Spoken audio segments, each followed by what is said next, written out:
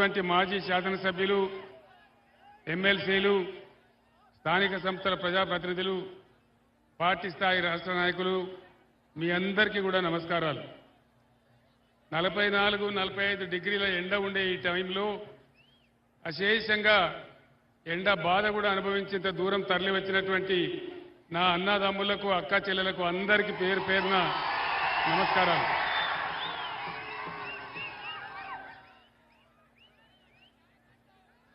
నలభై 48 గంటల తర్వాత నిషేధించబడిన నా గొంతు మళ్ళీ మాట్లాడుతున్నది.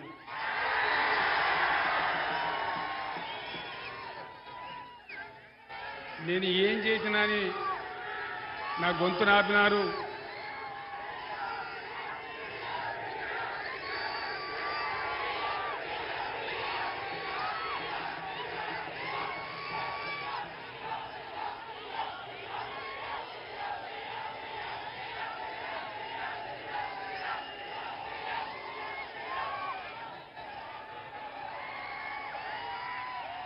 ఎందుకోసం నా గొంతు నొక్కేసినారు, ఎందుకోసం ఆపినారు?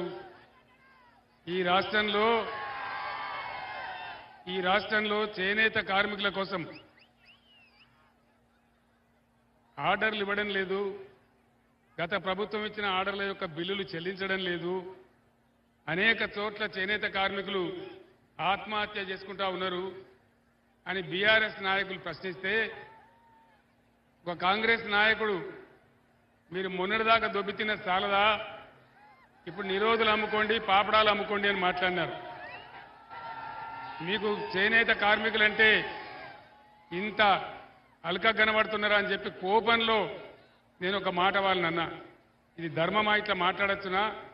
ప్రభుత్వంలో ఉన్న పెద్దలు మాకు బతుకు కావాలి, మాకు అన్నం కావాలి అని పేదలు అడిగితే వాళ్ళు చేసిన పని 370 కోట్ల రూపాయల బిల్లులు పెండింగ్ ఉన్నాయని అడిగితే, దాన్ని ఇవ్వమని అడిగితే మీరు నిరోధులు అమ్ముకోండి, పాపడాలు అమ్ముకోండి అంటే నా కోపం వచ్చి నేను ఒక మాట అన్నా.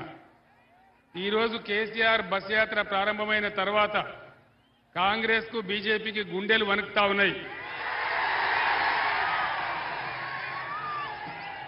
ఇద్దరు కుమ్మక్కైపోయి వీడిని ఎట్లన్నా ఆగబట్టాలి, ఎట్లన్నా వీడిని నిలువరించాలి అనేటువంటి కుట్రగట్టి ఈ నా మీద బ్యాన్ పెట్టినారు. ఆ విషయం మీకు అర్థమైపోయింది, మీ అందరికీ కూడా తెలుసు. ఇవాళ నేను ఇక్కడికి గోదావరి కనికి 2 గంటల ముందే వచ్చినా ఆ దిక్కుమాలిన బ్యాన్ ఉంది కాబట్టి ఆ బ్యాన్ తర్వాతనే రావాలని చెప్పి 8:15 తర్వాత నేను బయటికి రావడం జరిగింది. ఇంకొక మాట మీరు గమనించాలి, రాజకీయాలలో మతం గురించి మాట్లాడడం చాలా పెద్ద తప్పు. ఎన్నికల నిబంధనలకు విరుద్ధం.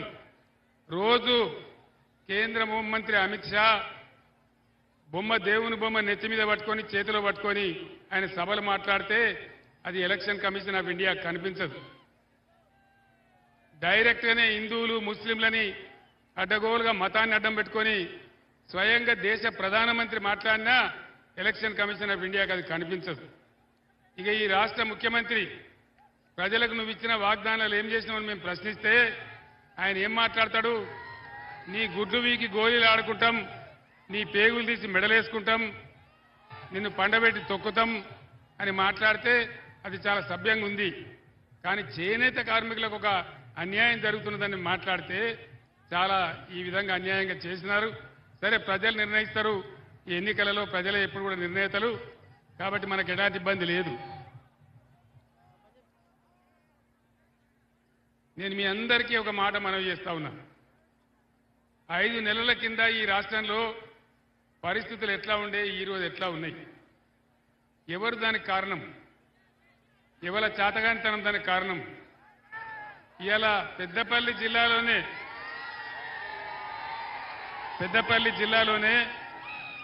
50,000 ఎకరాలకు పైగా పంట పొలాలు ఎండిపోయినాయి. ఇప్పుడే ఎమ్మెల్యేలు మనోహర్ రెడ్డి గారు కానీ ఇంకా మిత్రులు కానీ ధర్మపురి ప్రాంతం వాళ్ళు కానీ నాకు చెప్తా ఉన్నారు, 50,000 ఎకరాలకు పైగా పంట పొలాలు ఎండిపోయినాయి. ఎవరు దీనికి కారణం? గత 10 ఏళ్లలో ఎప్పుడైనా ఎండిపోయినాయా? పోయిన 10 ఏళ్లలో పొలాలు ఎండినాయా తెలంగాణలో? మరి ఈరోజు ఎందుకు ఎండుతా ఉన్నాయి? దయచేసి మీరు ఆలోచన చేయాలి. గత 9 సంవత్సరాలలో కరెంటు కోతలు లేవు, కడుపు నిండా కరెంటు ఉండేది. మరి ఈరోజు కరెంటు కోతలు ఎవరు పెట్టినారు? వినబడతలేదు. జై కాంగ్రెసా? ఇలా కరెంటు కోతలు స్టార్ట్ అయిపోయినాయి. పక్కనే గోదావరి ఉంటే తెలంగాణ ఉద్యమ సమయంలో నేను చాలాసార్లు గోదావరి కనుక వచ్చిన. గోదావరి కన్నించి ఇటు పోయేది, పైకి ఆదిలాబాద్ పోయేది, మళ్ళా ఇటు వచ్చేది. పైసా వేయాలి గోదావరిలో అంటే నీళ్లు వెతికి వేసేది. అటువంటి గోదావరిని సజీవ గోదావరి చేసి బ్రహ్మాండంగా ఎన్ని రోజులు గోదావరిలో నీళ్లుండనో, మనకు ఎంత మంచిగా మంచి నీళ్లు వచ్చినాయో అవన్నీ కూడా మీరు చూసినారు. గోదావరి కన్లో గత 6-7 సంవత్సరాలుగా పుష్కలంగా ప్రతి ఇంటికి మంచిగా ఇళ్లలో నల్లా పెట్టి, పేదవాళ్ళైతే రూపాయికి నల్లా కనెక్షన్ ఇచ్చి ప్రతి ఇంట్లో కూడా నల్లా ఉండే ప్రతిరోజు నీళ్లు వచ్చేది. ఈరోజు ఎందుకు 2 రోజులకు ఒకసారి దినం తప్పి దినం వస్తూ ఉన్నాయి? ఎందుకు మురికి నీళ్లు వస్తూ ఉన్నాయి? దీనికి కారణం ఎవరు? దయచేసి మీరు ఆలోచన చేయాలి. కాంగ్రెస్ 6 గ్యారంటీలు చెప్పింది. 6 గ్యారంటీలలో ఏ ఒక్క గ్యారంటీ అని అమలైందా? మహిళలకు 2,500 వచ్చినాయా? రైతులకు 2 లక్షల రుణమాఫీ అయ్యిందా? ఆటో రిక్షాల చావులు ఆగుతున్నాయా? ఆ ఫ్రీ బస్ అని పెట్టిండ్రు. సరే, పెట్టిండ్రు, సంతోషమే.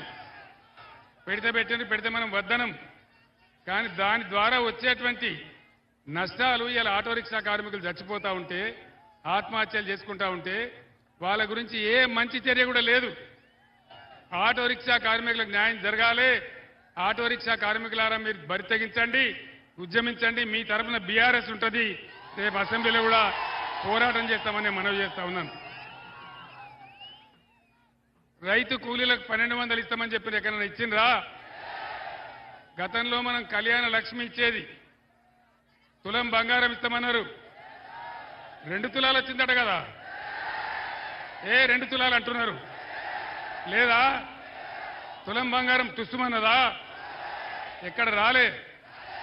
ఇక ముఖ్యమంత్రి ఏ ఊరికి పోతే ఆ దేవుని మీద ఒట్టు. మరి గోదావరి కనికి వచ్చిండో లేదో నాకు తెలియదు. రాలేదా? ఏ ఊరికి పోతే ఆడ దేవుని మీద ఒట్టు. యాదగిరి గుట్టకు పోతే నరసన్న మీద ఒట్టు. భద్రాచలం పోతే రాముల వారి మీద ఒట్టు. ఇప్పుడైనా పనిచేసేవాడు దేవుళ్ళ మీద ఒట్టు పెట్టుకుంటారా? ఎవడు పెట్టుకుంటాడు? తొండి వేసేటోడే పెట్టుకుంటాడు. ముఖ్యమంత్రి ఏం చెప్పిండు? కేసీఆర్ 1 లక్ష మాఫీ చేసిండు, నేను 2 లక్షలు మాఫీ చేస్తా. ఇక మీరు ఉరుకుర్రి డబ్బులు తీసుకోండి, ఉరుకుర్రి డబ్బులు తీసుకోండి. డిసెంబర్ 9 తారీఖు నాడే 10:30కే మొత్తం మాఫీ చేస్తా అన్నాడు. అయిందా 2 లక్షల రుణమాఫీ? ఎప్పుడు డిసెంబర్ పోయింది, మళ్ళీ ఇప్పుడు ఆగస్టు 15 అంటాడు. ఇంకొక మంత్రి ఏమో మేము ఇస్తామని చెప్పలేదని అంటాడు. నిరుద్యోగ భృతి ఎగబెట్టినరు. అన్నీ కూడా ఏ ఒక్క హామీ కూడా నెరవేర్చలేదు. మళ్ళా మాయమైపోయినటువంటి బోర్ బండ్లు మళ్ళా ఊర్లలోకి వస్తూ ఉన్నాయి. చాలా భయంకరమైన పరిస్థితి. నేను మీ అందరిని ఒక్కటే కోరుతా ఉన్నా, దయచేసి ఎలక్షన్లలో గత్తర బిత్తర ఓటు వేయద్దు, ఆగమాగం ఓటు వేయద్దు. ఎలక్షన్ ఎప్పుడు వచ్చినా